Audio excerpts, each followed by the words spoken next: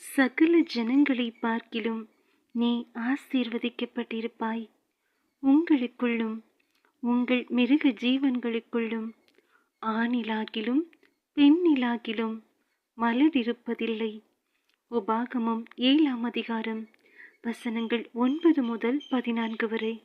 ஆகையால் உன் தேவனாகிய கர்த்தரே தேவன் என்றும், தம்மில் அன்பு கூர்ந்து தமது கற்பனைகளை கைக்கொள்ளுகிறவர்களுக்கு அவர் 1000 தலைமுறை மட்டும் உடன்படிக்கையையும் தயவையும் காக்கிற உண்மையுள்ள தேவன் என்றும், தம்மை பகைக்கிறவர்களுக்கு பிரத்தியட்சமாய் பதிலளித்து அவர்களை அழிப்பார் என்றும், தம்மை பகைக்கிறவனுக்கு அவர் தாமதியாமல் பிரத்தியட்சமாய் பதிலளிப்பார் என்றும் நீ அறியக்கடவாய்.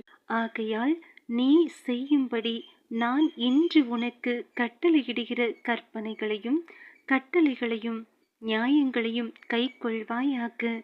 இந்த நியாயங்களை நீங்கள் கேட்டு கைக்கொண்டு அவைகளின்படி செய்வீர்களானால், அப்பொழுது உன் தேவனாகிய கர்த்தர் உன் பிதாக்களுக்கு ஆணையிட்டு கொடுத்த உடன்படிக்கையையும் கிருபையையும் உனக்காக காத்து உன்மேல் அன்பு வைத்து உன்னை ஆசீர்வதித்து உனக்கு கொடுப்பேன் என்று உன் பிதாக்களுக்கு ஆணையிட்டு கொடுத்த தேசத்தில் உன்னை பெருக பண்ணி, உன் கர்ப்பகனியையும் உன் நிலத்தின் கனிகளாகிய உன் தானியத்தையும் உன் திராட்சரசத்தையும் உன் எண்ணெயையும் உன் மாடுகளின் பலனையும் உன் ஆட்டு மந்தைகளையும் ஆசீர்வதிப்பார். சகல ஜனங்களை பார்க்கிலும் நீ ஆசீர்வதிக்கப்பட்டிருப்பாய்.